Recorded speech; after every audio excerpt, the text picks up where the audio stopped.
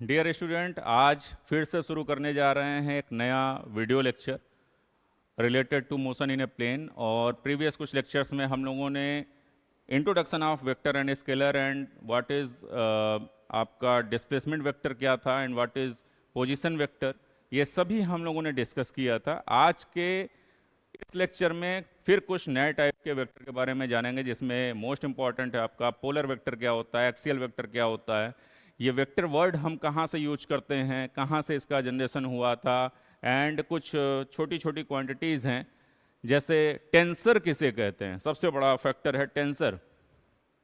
कभी कभी अक्सर क्या होता है, टीचर बोल देते हैं टेंसर, लेकिन वो समझ में नहीं आता होता क्या है। अक्सर फिजिकल क्वांटिटी तो हमने पढ़ी कि फंडामेंटल होती है, डिराइव्ड होती है, लेकिन टेंसर उन्हीं से बनता है। कैसे बनता है वो हम लोग आज डिस्कस करेंगे। चलिए शुरू करते हैं। पोलर वेक्टर क्या होता है, पहले इसको हम लोग डेफिनेशन वाइज समझते हैं, आफ्टर दैट हम इसको स्टार्ट करेंगे कॉन्सेप्ट से समझना। Polar vector, the vector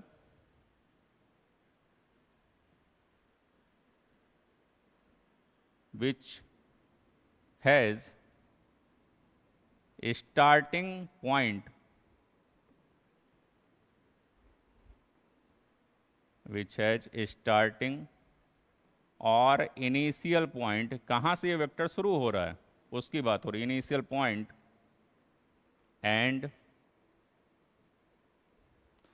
point of application. और क्या है पॉइंट ऑफ एप्लीकेशन, यानी किस डायरेक्शन में जाकर के वेक्टर लगेगा। पॉइंट ऑफ एप्लीकेशन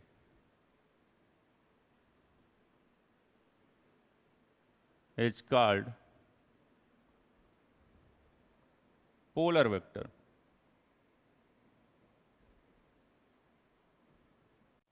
ऐसे वेक्टर को हम क्या कहेंगे, पोलर वेक्टर। चलिए कॉन्सेप्ट से समझते हैं। सपोज हमारे पास यहां पर एक सरफेस है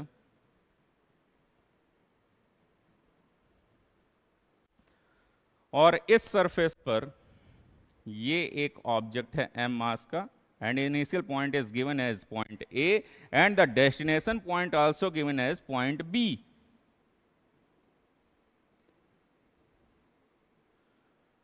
where this object will move from point A and reach to point B। A से B तक पहुंच रहा है। अभी आपने क्या किया, इस पर फोर्स अप्लाई कर दिया।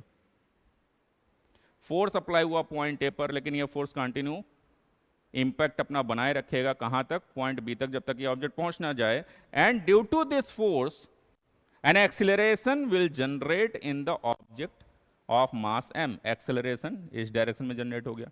Due to this acceleration velocity will also increase in given direction, and due to this velocity object will move from point A to point B and also cover a displacement।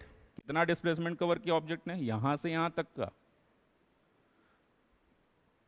We also know that कि जब displacement की बात की जाती है तो उसका initial point कहां से चला और कहां तक जा रहा है, वो सारी चीज क्लियर होनी चाहिए। पोलर वेक्टर भी किसे बताता है, स्टार्टिंग या इनिशियल पॉइंट के बारे में बताता है, and also suggest about point of application, किस डायरेक्शन की ओर जाकर के ये वेक्टर लगेंगे या किस डायरेक्शन में जा रहे हैं। इट मीन्स ऐसे वेक्टर्स जिनका इनिशियल पॉइंट पता हो और पॉइंट ऑफ एप्लीकेशन जाने का डायरेक्शन पता हो, उसे हम क्या कहते हैं, पोलर वेक्टर कहते हैं। तो ऐसे वेक्टर के example force, acceleration,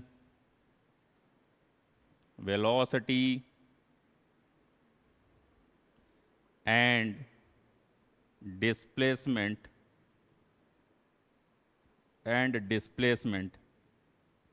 etc. These are the vectors and type of polar vector। Is it clear? After that हम लोग नेक्स्ट टॉपिक पे चलते हैं, that is axial vector. Second one is axial vector.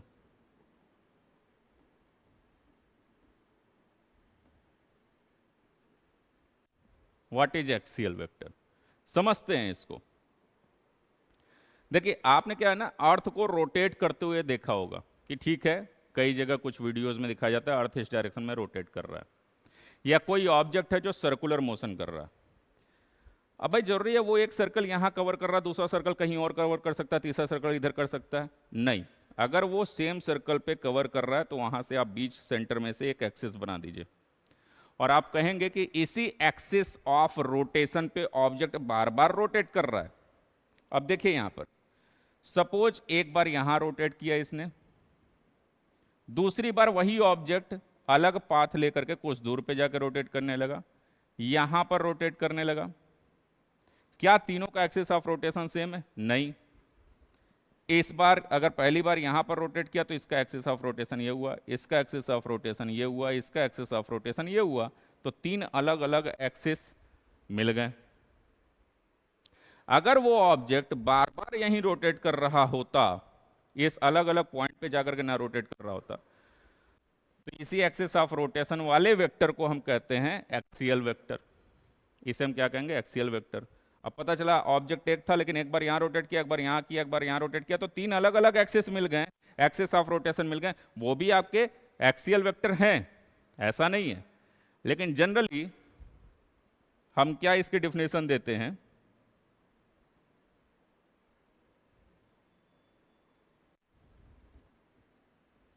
The vector which represent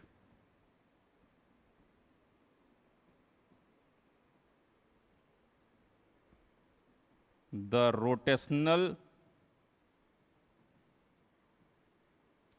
effect and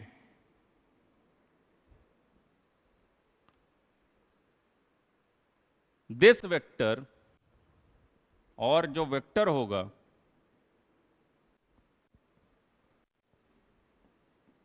this vector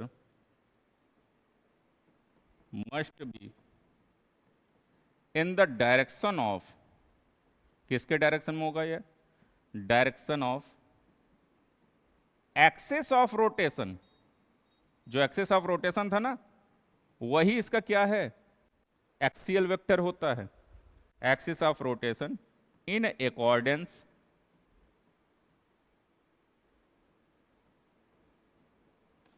with the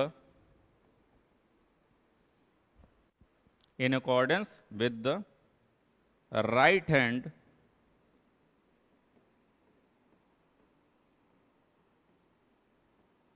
screw rule, accordance with the right hand screw rule. अब इसको समझते हैं। Suppose आपके पास एक screw है, जनरली जिसको हम पेंच कहते हैं, तो ये स्क्रू हो गया। अब आप स्क्रू को अगर इस तरह से घुमाएं, हमारे साइड से ये तो टाइट हो रहा है, अगर टाइट हो रहा है, ये कोई सरफेस हो गया, अगर हम इसको ऐसे घुमा रहे हैं, ये टाइट हो रहा है, तो टाइट होगा तो ये किधर जाएगा? स्क्रू नीचे की ओर इंसर्ट होता चला जाएगा। तो रोटेशन आपने किधर किया? इधर किया, इस डायरेक्शन में, और ये नीचे की ओर जा रहा है, यानी इस तरह से रोटेशन होगा। रोटेशन ऐसे घूम रहा है तो पेंच नीचे की ओर जाएगा, तो नीचे की ओर क्या हो जाएगा? इसका वेक्टर बन जाएगा। अगर पेंच वही था लेकिन हम इसको उल्टा घुमाने लगे ऐसे, तो ये धीरे धीरे निकल करके पेंच बाहर आने लगेगा इस तरह से। तो अगर बाहर आएगा, अब आप क्या कर रहे हैं? इसको उल्टा घुमा रहे हैं, यानी इधर, तो ये धीरे धीरे बाहर आ जाएगा। बाहर आने के लिए ऐसे ऊपर आएगा, तो ऊपर के डायरेक्शन में हम वेक्टर बना देंगे। तो यही हमारा क्या है? एक तो एक्सिस में से, यानी इस रोटेशन का ये एक्सिस भी हो गया, और इसी एक्सिस पे हम क्या कर रहे हैं? वेक्टर को डिनोट कर रहे हैं, तो ये क्या हो जाएगा? Axial vector. क्या हो जाएगा? Axial vector. अगर पार्टिकल यहां से चल करके यहां घूमते हुए, इधर घूमते हुए, इधर आगे जा रहा है, ऐसे रोटेट कर रहा है, तो यहां पर कुछ ना कुछ वेलोसिटी होगी। उस वेलोसिटी को हम क्या कहते हैं? जो ऐसे घूम रही है, उस वेलोसिटी को कहते हैं एंगुलर वेलोसिटी। तो ये जो एंगुलर वेलोसिटी को वेक्टर से दिखाया ना, ये यही एक्सियल वेक्टर है। इसी एक्सियल वेक्टर को एंगुलर वेलोसिटी वेक्टर भी कहा गया। यानी अगर बात की जाए एग्जांपल की, कि एक्सियल वेक्टर के एग्जांपल्स क्या होंगे, तो एंगुलर वेलोसिटी और एंगुलर मोमेंटम,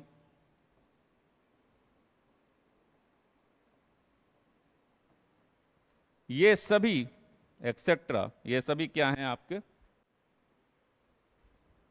ये सभी क्या हैं? एंगुलर वेलोसिटी, एंगुलर मोमेंटम, ये एक्सियल वेक्टर के एग्जाम्पल्स हैं। नाउ अगर हम बात करते हैं वेक्टर की, तो वेक्टर किस लैंग्वेज से जनरेट हुआ? तो लैटिन भाषा से वेक्टर को लिया गया है। और वेक्टर की मीनिंग क्या होती है? मीनिंग होती है कैरियर। क्या होता है? Career.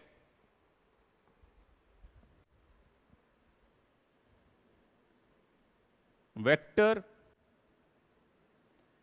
Introduce from the Latin word. कहां से लिया गया इसे? लैटिन भाषा से लिया गया। तो Latin language and its mean carrier. क्या है ये? Career.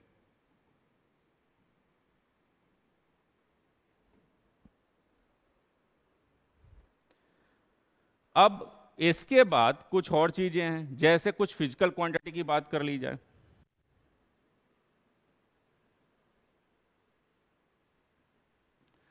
A types of physical quantity. ध्यान रखिएगा, फिजिकल क्वांटिटी आप पहले भी पढ़ चुके हैं, फंडामेंटल एंड डिराइव्ड टाइप की, which have no specific direction, जिसका कोई एक फिक्स डायरेक्शन ना हो, या which have no any direction. और इस तरह के फिजिकल क्वांटिटी की वैल्यू भी होगी डायरेक्शन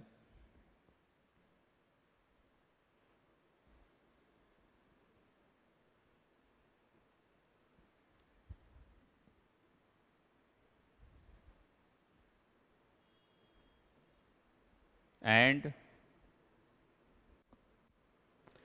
different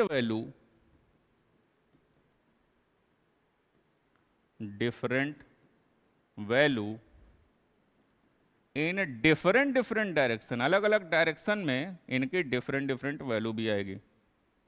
डिफरेंट डायरेक्शन। तो एक ऐसी फिजिकल क्वांटिटी जिसका खुद का कोई डायरेक्शन नहीं है और किसी डायरेक्शन में जाता भी है तो वो एक वैल्यू दिया, दूसरे डायरेक्शन में दूसरी वैल्यू देगा। तो ऐसे फिजिकल क्वांटिटी को हम क्या कहते हैं? Are called tensor. ध्यान रखिएगा, इसको हम कैपिटल से राइट कर रहे हैं, टेंसर। फिजिकल क्वांटिटी को ही हम क्या कहते हैं? टेंसर कहते हैं। तो ये हमारे कुछ कॉन्सेप्ट हो गए। मिलते हैं हम लोग नए वीडियो में, और उसमें कुछ नए डिफरेंट टाइप्स के वेक्टर के बारे में और डिस्कस करते हैं। आज तक के लिए इतना इस लेक्चर में। नए वीडियो का इंतजार करिए, उसमें हम लोग और डिफरेंट वेक्टर्स के बारे में पढ़ेंगे।